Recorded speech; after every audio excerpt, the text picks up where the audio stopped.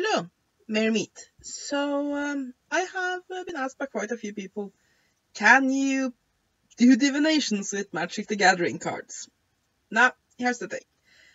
I'm a cartomancer and I also happen to play card games, so of course people are gonna ask that. But I've also seen it discussed in quite a few forums and such, and the answer simply is yeah, you can. You can do divinations with everything. Anything that will give you somewhat of a random effect, you can do divination with, because it's not about the item. Because the item is just a thing. Basically, these items becomes a way for you to communicate with greater powers.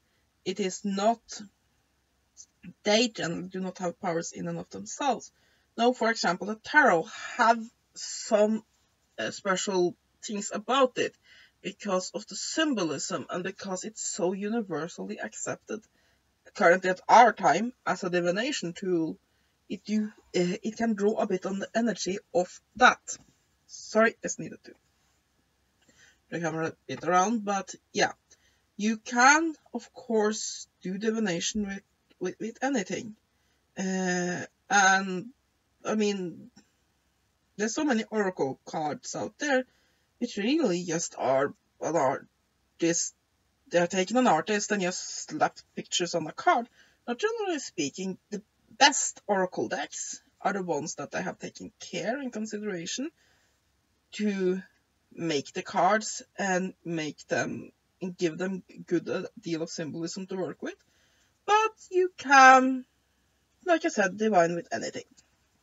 Now, the way I see it, there are two things that you can do if you want to do divinations with your Magic the Gathering cards. One is to just construct your standard 78 card tarot deck. I mean, you have thousands and thousands of cards to choose from in Magic the Gathering. It is not that difficult to find imagery that fit with these cards. And I mean, hell, there's lots of different cards. They're exactly the same size. Almost all trading cards are. There are a few that have a different size. I think Yu-Gi-Oh cards have a different size, but most have. So if you just get those deck protectors that have an opaque background, you can just pick and choose cards from any card game you wish.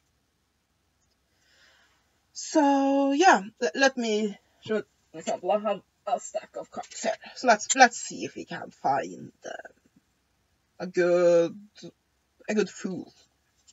No, nope.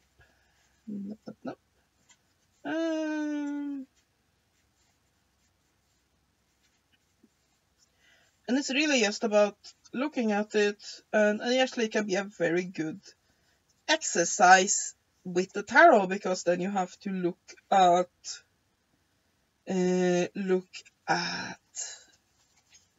the cards and the symbolism and everything you know from the tarot, and try to recognize that in something else. Let's say this. There are better cards that you can find for it, but let's have this as the Fool. So let's find the Lovers. And definitely not that. And yeah, it is a nice way to basically work with that, and transforming it into another media, and as such having your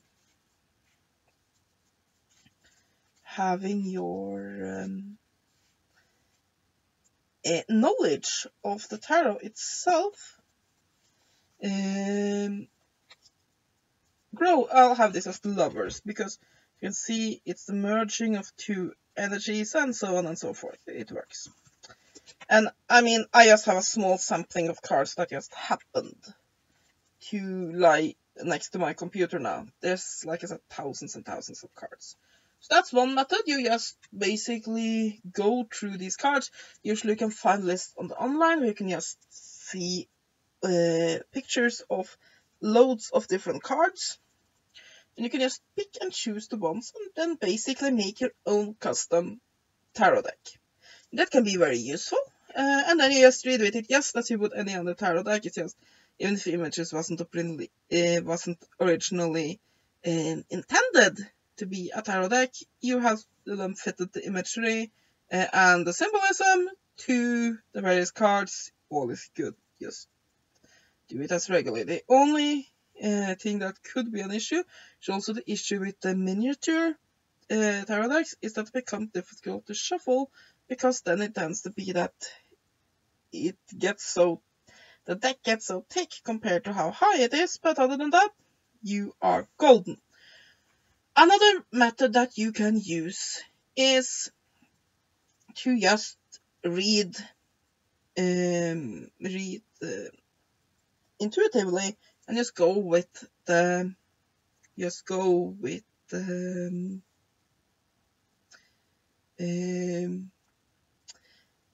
images that you see.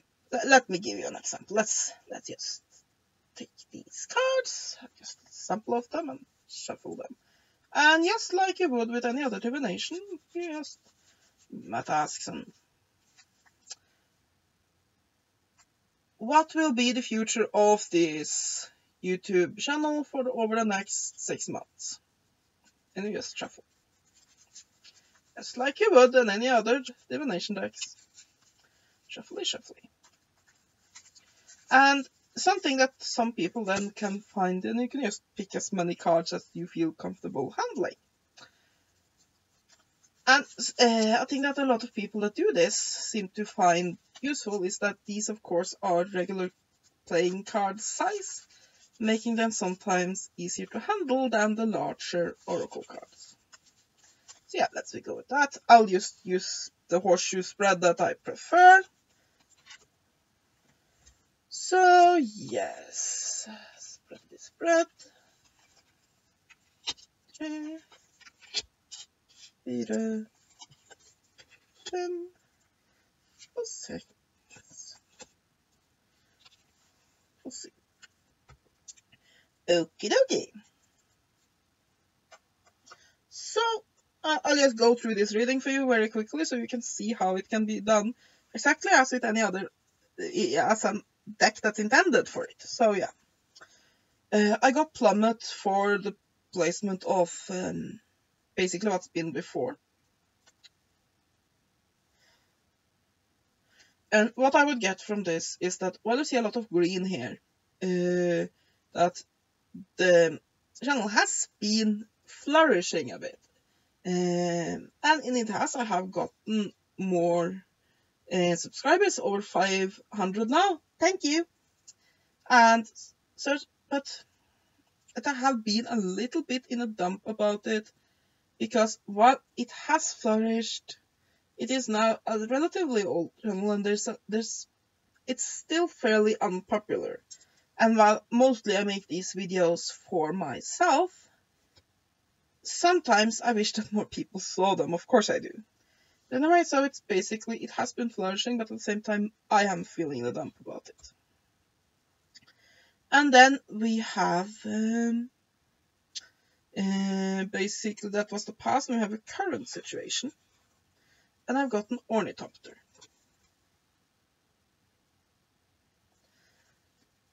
I see here a lot of reds and whites. To me that means that there's a lot of activity.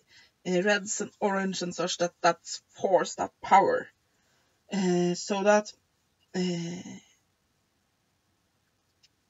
it is, and because you can see this thing is, it is hovering, it's stable, that the channel is currently going relatively stably. It's been the way it is. It has a bit of an updraft. It seems to be going slowly better. And yeah. And then we have what's basically opposes the situation. And here we have Juggernaut. And here you can see a very big thing on tearing down walls and such. And the way I see this is that It's twofold. One is that something that's holding this back is myself.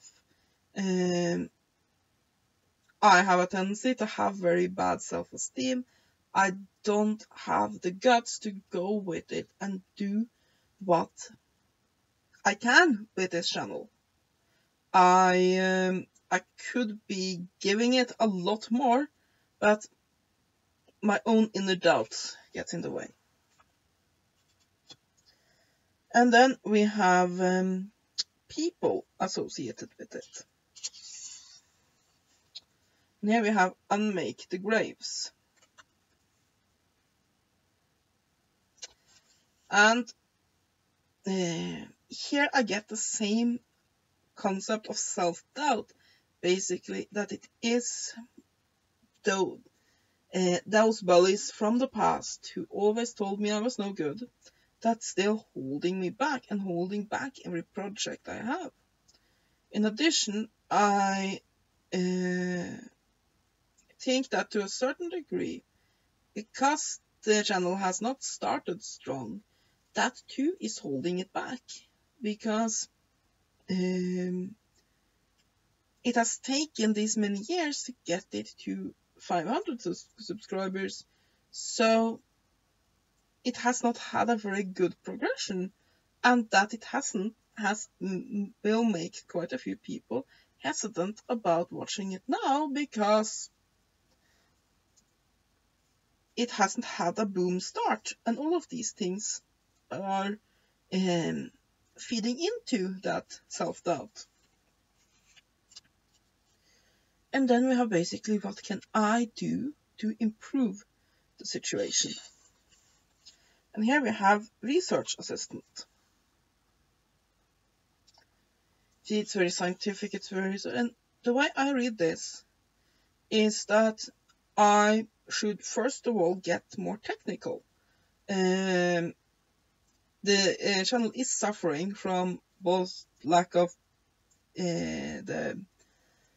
lack of equipment. I only have this shitty little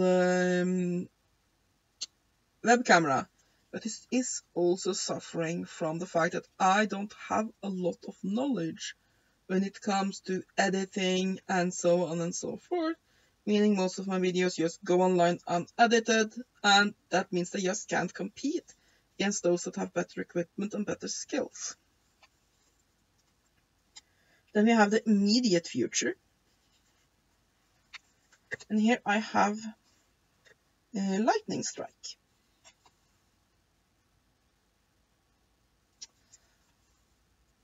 Now, the way I see this is that there will be a boom of activity in the immediate future. There will be basically, I will get a few more subscribers, something good will happen, there will be more activity, more oomph. But at the same time, something will go wrong, which can limit the channel a lot. Then we have ultimate outcome, basically, how will it go for my channel, for basically in what state will it be in 6 months, and here I got divine favor. And basically how I read this is that it will, what turmoil I see in the lightning strike over here will subside, and things will go back to normal, and things will go better. And there is good things in the future for the channel, but that I should focus on my occult and spiritual videos rather than the various other videos that I at times make, because those are the best things about the channel, and that those should be the focus. It's mainly as a occult channel, and that should also be the main focus of it. So yeah, it's basically, you can read it just like you would intuitively read anything else. And just like when you read anything else, you should then of course, thank the cards, because that's really a way of thanking the powers that be that has given you the reading. So yeah, and again then, if you're gonna make an oracle deck out of it, just pick out the cards you think have meaning and add those to a deck for that. So yeah, this is just, yeah, I should also mention one more thing that you can do is of course to divine a game. Meaning that you look at the various, not just basically do I win, do I lose, but basically the various back and forth of a game. If you go into a game with the intention that this will be a divination ritual, and you look at how the ebb and flow is, do many creatures, is there a good fortune here, is there some, and you just read by that. That's the third method you can use to use these cards for divination. Now, this was just meant to be a quick video about it, that yes, you can.